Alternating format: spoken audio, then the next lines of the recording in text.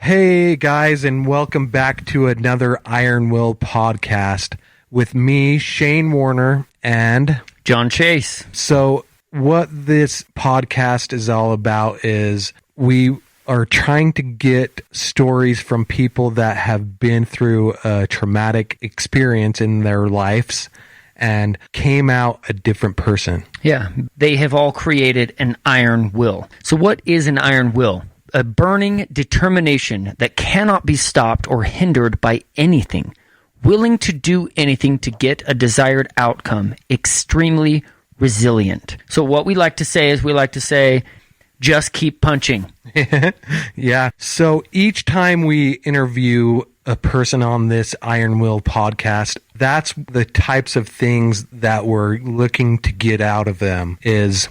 We want to make sure that we understand their story, what they've gone through, because people have gone through a lot of hard things, right? We want to know what they've gone through, how they've overcome it, and then what they're doing now to give back. And if you or anyone you know has a story that they would like to share on the podcast, my email address is shawarn@gmail.com. And you can send me an email and we'll get that person on the podcast. Right on. So sit back and relax, and we're going to start the show. All right, you guys, this is another IronWill podcast. Just want to start out with just a little quick update about Hannah Morales. She was on our podcast a couple weeks ago, and some of you heard that she got in another accident, and she was at the hospital. Well, there's some good things going on. She's healing. She's doing better. And she wanted to let everybody know that she's doing well. And she's got a lot of support, a lot of family, friends that are sending their love, their prayers, and things like that out to her. So if we just want to do that as well, just send your positive energy to her so she can continue healing. That's extremely good news.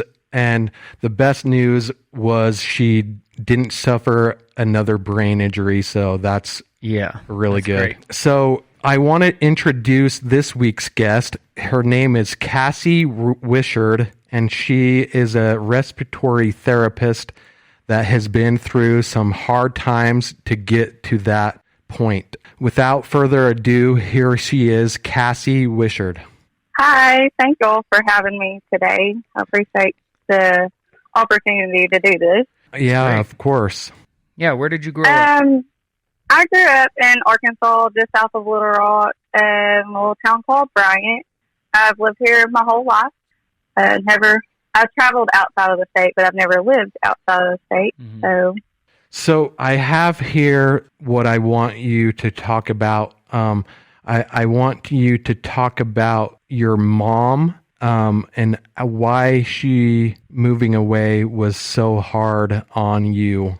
About 10 years ago, my mom moved to Northwest Arkansas she lives in Bentonville, which is close to Fayetteville. Bentonville is the home of Walmart, or that's how most people know where Bentonville is.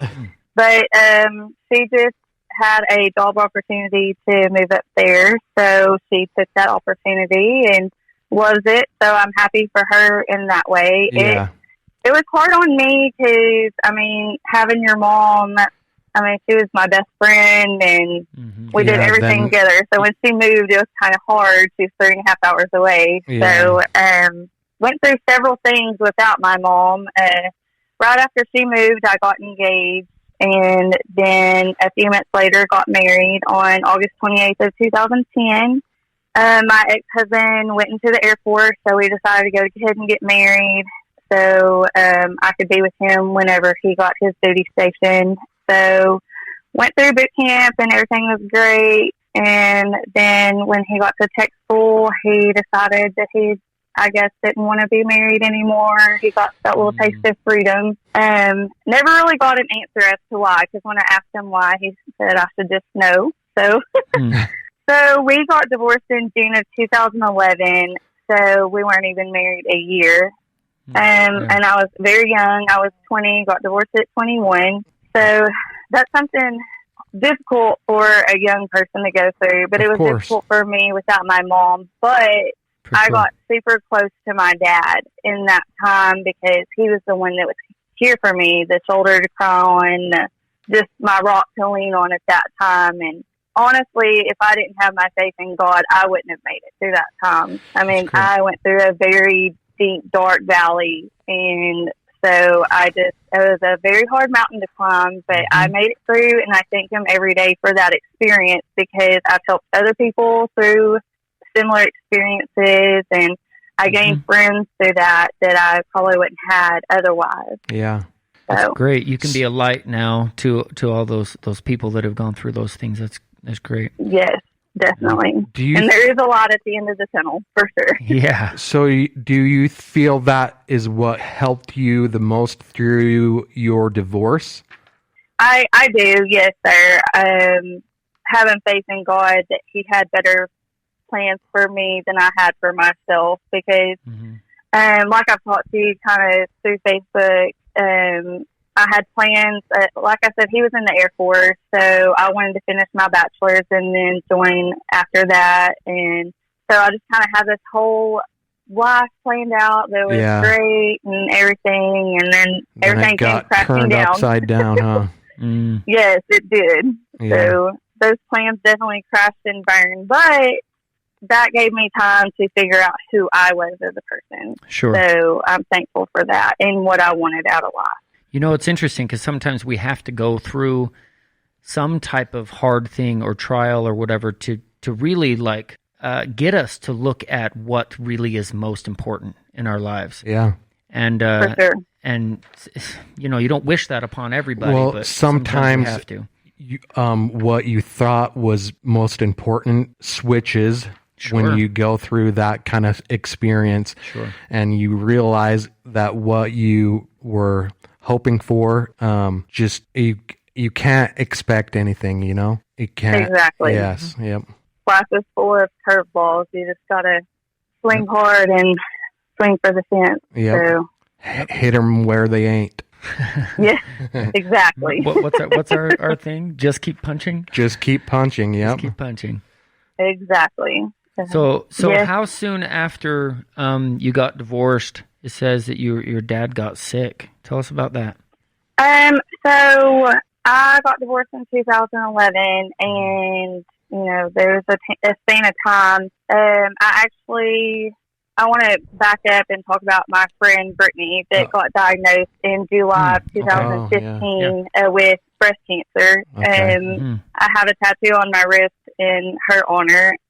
She's a survivor, so thank God for that. Lots of prayers and battle. She got sick before your dad? She did, yes. Okay. So you kind of went through it already. Yes, she was diagnosed in July, and shortly after December 15th of 2015, my dad was diagnosed. So it was kind of back to back there, and she's the reason I moved. I'd moved away to a town about 45 minutes from my hometown, just for a brief moment, about a month or so, and when she got diagnosed, I moved back just to be close to her, and then I moved back in with my dad, and shortly just until I could find a place of my own, I was in the process of looking for a house to buy. And they kept falling through, and I kept asking God why these houses kept getting sold left and right out from under me, and why I couldn't find the perfect one. Well, in December, I got that answer, is my dad needed me. So I stayed with him through the process, and that is a great way to look at, find the positive in that situation. I really respect that. Thank you. I appreciate it. So, again, I was really close to my dad. My dad was my best friend. So, growing up, we played golf together. So that's a big thing to me. That's kind of something I do in his memory because he's the one that taught me. I wish he was still here to be my caddy because he always told me which clubs to use. And now I'm like, okay, Dad, I don't know. You got to tell me. Yeah. Which one do I need to make this shot? So kind of interesting playing without him because I'm like, ooh, I'm not good. I can hit off the tee box, but other than that, well, that's better than me. That's the easiest club to choose. See, I can't even do it. Exactly. Yeah. It takes no patience, and it's a great stress release just to go. I love going to the driving range That's great. Just to do that.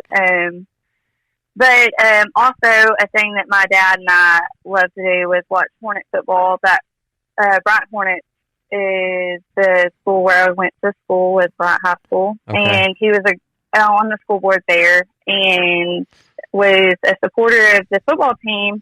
Went to every game. I mean, he did not miss a game, even when he got super sick. Wow. Right there at the end, my mom. I'm sure that was emotional for you and the players and everyone involved. Oh, yes. Yeah. Yes. So the last game they played before he passed away was in Bentonville. So my mom set up a chair for him on the sideline and made sure he had a warm place to go because he was just, worn down, and he wouldn't let me go with him because he was independent. Both my parents are that way, so I wonder where I get it from. But he said, no, I want to go by myself. And I said, okay. So I let him go, but they lost in the semifinals that year. But the very next year, the year he passed away, they actually won state for the first time in school history.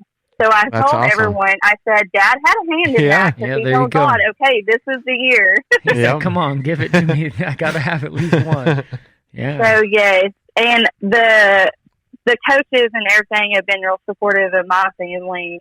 Even after his passing, they did a memorial scholarship in his name. Oh, so there's, every year they do another one. The kid that won last year is actually playing for Michigan as a quarterback. So that's pretty cool to me that it's going even out of state. So yeah, his name's out there and it's really neat. So another thing that is close to me is he worked at St. Vincent Infirmary where I work as a respiratory therapist. He worked there for 43 years. Him and my mom both worked there, and that's actually where they met. And so he was a respiratory therapist also, or he had a different job?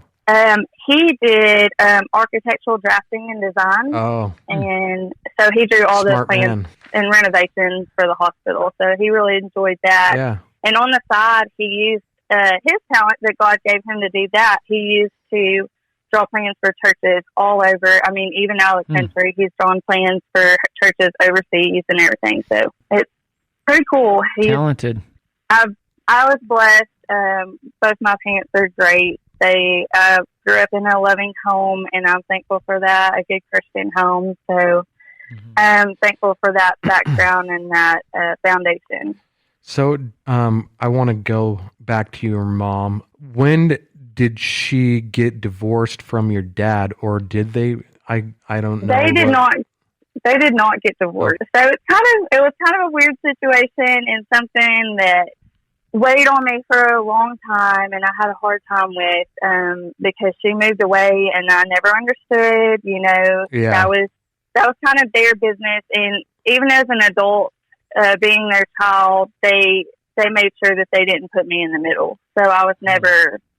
Whatever went on between them, whatever conversations they had, as far as that goes, they kept us away from my brother and I. They just kind of kept us out of it. So, yeah, that's helpful, I'm sure, to a young kid. Yeah, I'm very thankful because I want to love them both how they are, and so I didn't want that. There's things that went on that I saw myself that I don't necessarily agree with, but everybody lives their life the way they want to, and if they're happy, we should be happy for them, even if we don't agree with what they do. Yeah, it was tough, and there was things that I felt like I had to keep from my dad. And I'm a great secret keeper. I don't know if that's why people come and talk to me about their very deepest, darkest things in their life, but it's tough because you have to be the strong person and you have to hold all that in. At one point, I did try going to counseling, and all I did was get frustrated and mad at the girl that went to see. I was like, I can't do this. It doesn't work for everyone. It doesn't. So I just focus on exercising, working out. It's about to kill me that the gym is not open here.